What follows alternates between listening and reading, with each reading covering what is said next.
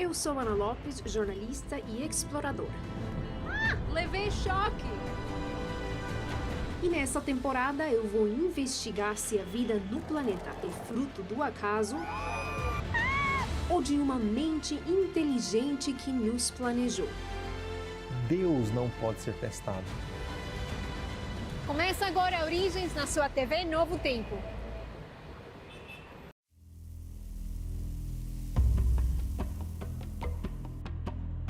Desde os tempos antigos, perguntas de onde viemos ou de como surgiu a vida na Terra são feitas por diferentes sociedades. E na busca por responder às chamadas questões existenciais, diversas culturas produziram respostas através da religião sobre as nossas origens.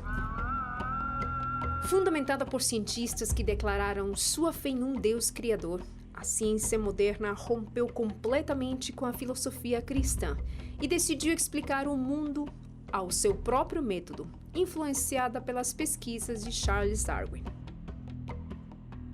Desde então é comum a frase ciência e religião não se misturam. Mas se isso for verdade, como ter a certeza de que a ciência exclui completamente a possibilidade de um criador? Por meio de pesquisas, percebi no passado que essa possibilidade jamais foi negada. Para Isaac Newton, Nicolau Copérnico e Galileu Galilei, o ato de fazer ciência não parecia excluir a fé em um criador. Mas será que hoje, para ser um bom cientista, é preciso abandonar qualquer tipo de crença? É isso que vamos descobrir juntos no programa de hoje. Para entender melhor esse debate sobre religião e ciência, eu fui conversar com um grande cientista, o Dr. Marcus Eberlin. E aí um dia o meu orientador nos Estados Unidos falou assim, vamos chamá-la de reação de Eberlin. E aí ficou. Doutor em Química, ele ganhou destaque no meio acadêmico ao dar o seu nome a uma reação química. A ciência, ela demora às vezes para reconhecer os seus feitos, mas quando ela reconhece que você fez alguma coisa que mereça ser chamado pelo seu nome, a gente fica contente, não é? Além disso, vou questionar a relação que se faz entre ateísmo e ciência. Uma mente humana, ou a mente de Deus, enfim, não teria nenhum poder explicativo. Ela poderia ser usada como um fenômeno social, por exemplo, mas ela não é em si mesmo uma explicação científica válida. E ver como assuntos de grande debate entre criacionistas e evolucionistas são estudados por cientistas cristãos. Muitas são as coisas que eu quero descobrir no programa de hoje. E eu te convido a fazer o mesmo logo depois do intervalo. Em incontáveis culturas é possível observar construções, festas e ritos influenciados por uma busca a algo ou alguém. A crença, ou seja, a convicção por aquilo que se acredita, foi o que conduziu a sociedade até o momento atual. No entanto, durante o surgimento da ciência moderna no século XVII e de ideais filosóficos como o renascentismo e o iluminismo, não mais a busca por respostas deveria ocorrer somente pela fé, mas sim por pensamentos racionais, excluindo qualquer figura divina, tendo apenas como base o que se conhece como materialismo histórico. O materialismo histórico digamos assim, é uma filosofia que diz que todo constituinte do mundo ele tem que ser material. Quaisquer tentativas de explicar a realidade que não use termos materiais, que remetem ao mundo físico, sensível, aos 5 sentidos, por exemplo, não é, digamos, uma explicação fundamental. O materialismo histórico, como uma explicação para fenômenos sociais, históricos, seguiu a sua linha, mas ele veio também com uma linha científica, que acabou desembocando no positivismo, que foi também um movimento intelectual um pouquinho ali posterior a Marx, com Auguste Comte. Nesse sentido, o positivismo ele tinha um viés mais científico mesmo. Auguste Comte dizia que a história humana ela poderia ser dividida em 3 grandes fases. A primeira fase da história humana seria uma fase teológica, onde as explicações da história humana, mais as explicações científicas, eram dadas com relação ao relacionamento do homem com Deus. A segunda fase seria uma fase filosófica. E a terceira fase, que também seria um progresso na visão de Comte, seria a fase positiva, onde as explicações científicas reinariam. As explicações puramente materiais reinariam, em termos puramente científicos, sem apelo à agência inteligente, por exemplo. Então, discussão não existe. Na verdade, deixa de lado aquela outra parte, né, de outras filosofias, no caso de Deus, né, dessa relação. Isso é. Simplesmente rejeita. Ele pode até aceitar como um discurso, mas ele não, digamos assim, ele não teria a mesma autoridade de outras explicações que sejam puramente materiais. Mas aí fica um questionamento que eu tenho feito em vários dos lugares que visitei. Se a ciência não leva em consideração a crença, mas somente aquilo que pode ser testado de maneira lógica, como que ainda existem cientistas que defendem a existência de uma mente inteligente por trás da vida? E para falar com um desses cientistas, estou com o Dr. Marcus Eberlin, coordenador do Núcleo de Pesquisas Discovery Mackenzie. Falei direito. Sim, falou sim, Ana. Doutor, muito obrigado por estar aqui com a gente, por participar, aliás, em vários dos episódios dessa temporada. Doutor, como você, como cientista, concilia a questão de religião e ciência? Se é possível realmente conciliar? Ana, eles são, na realidade, inseparáveis. Essas duas áreas são inseparáveis. A nossa percepção de como o mundo foi criado, como ele foi feito, que nós temos através da ciência, sem dúvida terá implicações fortíssimas, teológicas e filosóficas. Então são duas áreas inseparáveis. E eu concilio muito bem, porque as evidências que eu tenho a partir da química, da bioquímica da vida, do estudo através dos átomos e das moléculas, mostram claramente que um ser de extrema inteligência fez o universo e fez a vida e os fez prontos. O mais intrigante que é ser um pensamento comum de muitos cientistas. Não à toa, Galileu Galilei, o famoso astrônomo e matemático, escreveu um texto que me chama a atenção. Eu acredito que a autoridade das letras sagradas tenha tão somente o objetivo de inspirar os homens, estando acima de qualquer possibilidade da mente humana. É curiosa a história de Galileu, porque existe essa ideia de que Galileu teria sido perseguido pela Igreja Católica e tudo, mas quando você vai às fontes, você vai ver que a perseguição a Galileu não tinha motivação religiosa alguma. Era um debate científico como existe hoje. E da mesma maneira como hoje também existem grupos de poder que têm interesses fora da ciência e que reprimem cientistas, mais ou menos foi o caso de Galileu também. Quando você olha nas fontes, você vai ver que existiam cientistas cristãos em favor de Galileu, existiam cientistas contra a ideia de Galileu, existiam teólogos cristãos contra Galileu, existiam teólogos cristãos a favor de Galileu.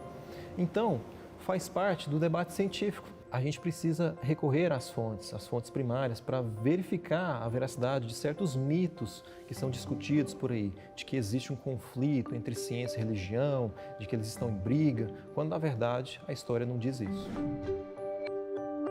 E parece que a fé e o modo de se fazer ciência desses cientistas ecoam ainda hoje, como é o caso do doutor em química Marcus Eberlin. Quantos anos trabalhando já com ciência? São décadas, desde pequenininho, né? Eu já comecei a brincar com aquele jogo Pequeno Químico. Nós todos somos pequenos cientistas, né? A criança, quando nasce, já começa a investigar o mundo ao seu redor.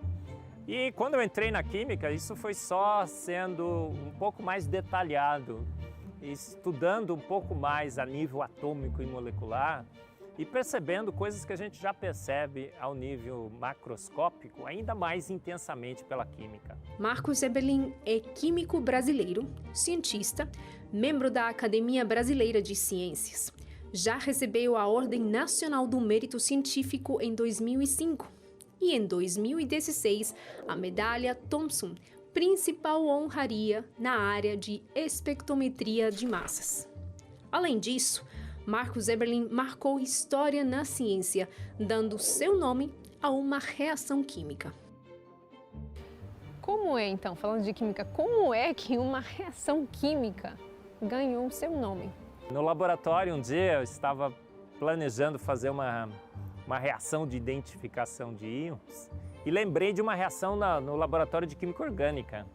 Falei, nossa, essa reação deve funcionar também na fase gasosa. E fiz essa reação com íons, funcionou super bem, a gente continuou com vários e vários projetos, publicamos um artigo de revisão sobre essa reação. E aí um dia o meu orientador nos Estados Unidos falou assim, vamos chamá-la de reação de Eberlin. E aí ficou. O reconhecimento de um cientista como o Dr. Marcos Eberlin me fez querer pesquisar, conhecer outros cientistas. E entre os ganhadores do Prêmio Nobel, descobri que vários deles declararam qual é a sua crença.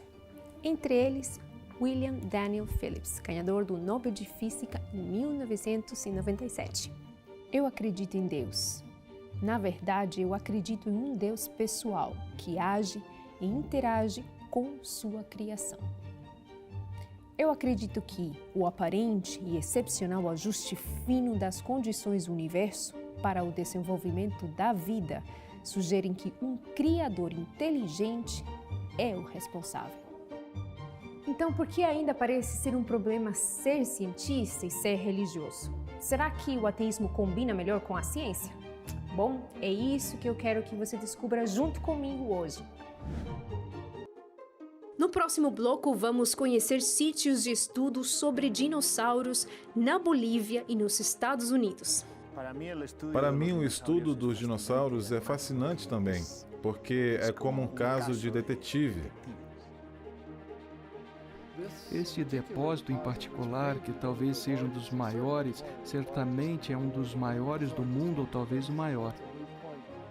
Ver como um tema delicado da ciência é estudado por criacionistas. E a outra coisa é que os cientistas são pessoas e eles têm uma cosmovisão que pode ser cristã ou pode ser ateísta. E isso tem muita influência nas conclusões que fazem. E tentar entender de uma vez por todas o debate entre ateus e cristãos sobre fazer ciência. 90% dos ganhadores de prêmio Nobel, Ana, foram ou são homens que creem em Deus. Isso e muito mais logo depois do intervalo. Eu sou Ana Lopes, jornalista e exploradora, e estou em busca de respostas sobre nossas origens. Uma mente humana, ou a mente de Deus, enfim, a mente não teria nenhum poder explicativo. No programa de hoje, eu estou investigando a relação entre fé, ateísmo e ciência. Percepção de como o mundo foi criado, como ele foi feito, que nós temos através da ciência, sem dúvida terá implicações fortíssimas, teológicas e filosóficas. E para isso, foi preciso entender mais da história da ciência. Existe essa ideia de que Galileu teria sido perseguido pela Igreja Católica e tudo, mas a perseguição a Galileu não tinha motivação religiosa alguma. E agora? O mistério sobre a origem dos dinossauros é algo que intriga muitos cientistas e curiosos. Estudos naturalistas indicam que esses seres únicos teriam vivido na Terra há milhões e milhões de anos e teriam sido extintos por uma grande catástrofe. E se analisarmos do ponto de vista criacionista, parece quase impossível entender como esses seres existiram nessa terra, sem contradizer a narrativa histórica da Bíblia. No entanto, dois dos maiores centros de estudos de fósseis de dinossauros são conduzidos por criacionistas. Para mim, o estudo dos dinossauros é fascinante também, porque é como um caso de detetive, onde, por exemplo, aqui temos as pegadas e fazemos as mesmas perguntas que um detetive faria quando tem que estudar um caso do desaparecimento de uma pessoa ou o caso de um homicídio. Raul Esperante é paleontólogo cristão e em Torotoro, na Bolívia, investiga os maiores mistérios por trás das pegadas e fósseis de dinossauros. Além dele, nos Estados Unidos, um trabalho muito semelhante acontece.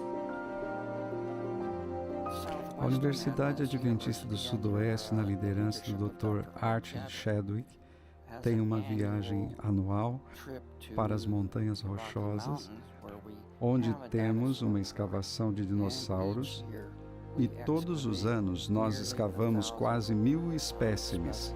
Nem todos são grandes ossos, temos muitos ossos pequenos também, muitos pequenos dentes e coisas do tipo.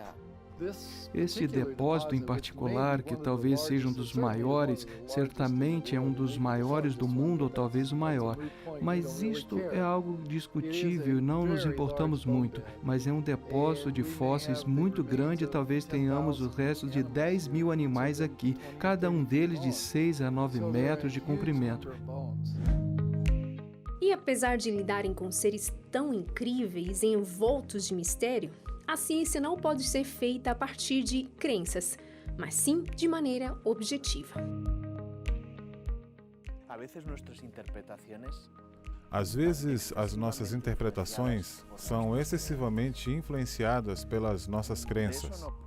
Nós, os cientistas, não podemos nos livrar disso, mas devemos tentar ir para o campo e fazer as observações da forma mais objetiva possível. No passado e ainda no presente, existem pessoas que vão para o campo tentando comprovar certas coisas da Bíblia que na natureza não encontramos e que provavelmente nem seja necessário comprovar. Por exemplo, a coabitação de seres humanos com dinossauros, que supostamente deveria aparecer em lugares como estes com pegadas de dinossauros e pegadas que parecem ser de humanos, mas não são. Então, em nossa busca por respostas, devemos ser honestos. E a outra coisa é que os cientistas são pessoas e eles têm uma cosmovisão que pode ser cristã ou pode ser ateísta. E isso tem muita influência nas conclusões que fazem. Então, simplesmente aceitar o que dizem não é realista, a menos que entendamos a cosmovisão e as premissas daquilo que dizem e o que isso nos diz sobre as suas afirmações.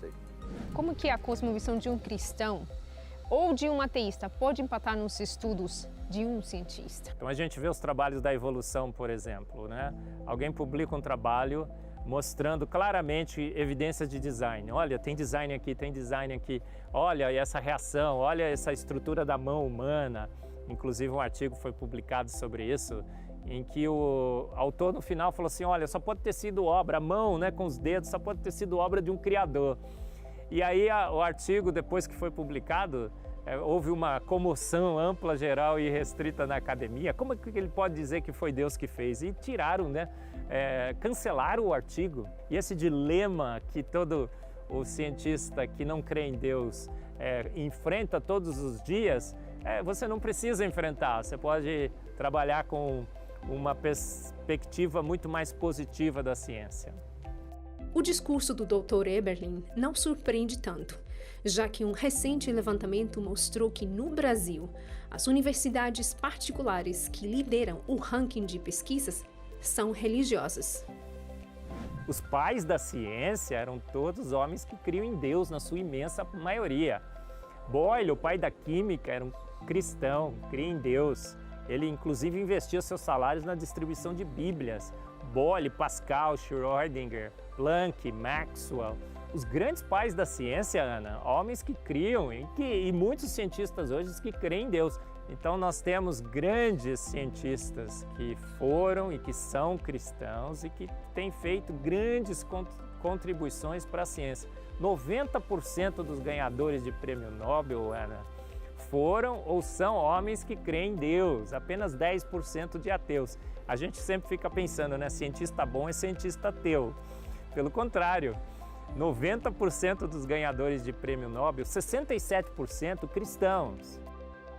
Vencedor do Prêmio Templeton em 2019, apelidado também de Nobel da Espiritualidade, o astrônomo brasileiro Marcelo Gleiser disse: o ateísmo é inconsistente com o método científico. O ateísmo é uma crença não crença. Então você nega categoricamente algo contra o qual você não tem provas. E ainda acrescentou: mantenho a mente aberta, porque entendo que o conhecimento humano é limitado.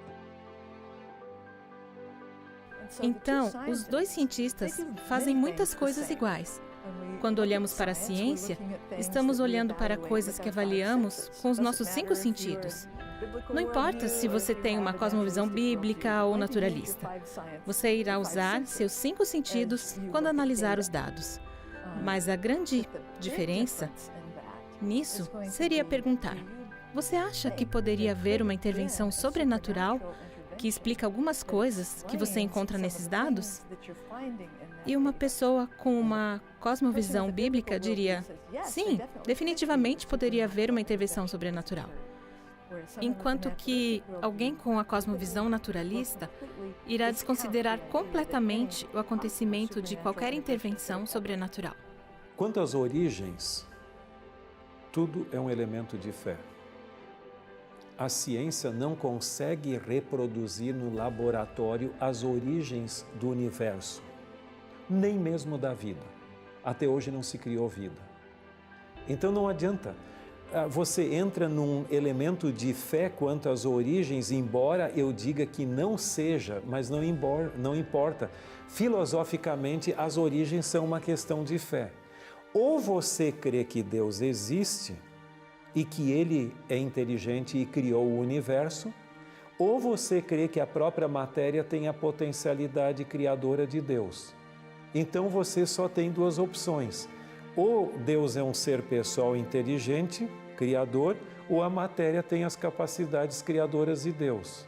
Existe o lado especulativo da ciência e que está em conflito com a Bíblia, com absoluta certeza, mas também tem aquele elemento muito significativo que é um denominador comum entre a ciência e a Bíblia, que não estão em conflito e que ajudam tremendamente.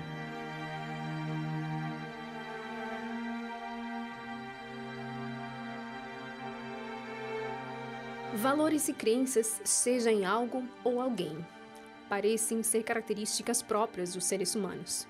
Na busca por seus próprios métodos, ciência e religião nunca se separaram. Apenas encontraram nos cientistas diferenças no método de se investigar o mundo. O Criador, descrito na Bíblia, continuará sendo fruto de debate, mas também uma incógnita ou, quem sabe, uma figura a ser admirada por muitos que querem com seriedade compreender melhor as nossas origens.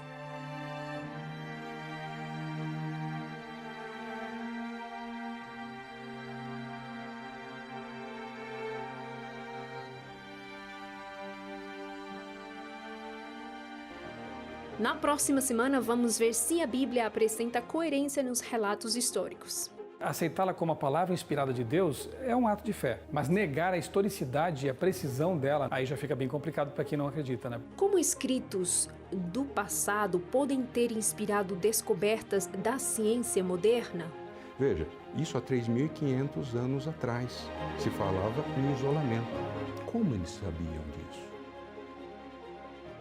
O programa da semana que vem está imperdível.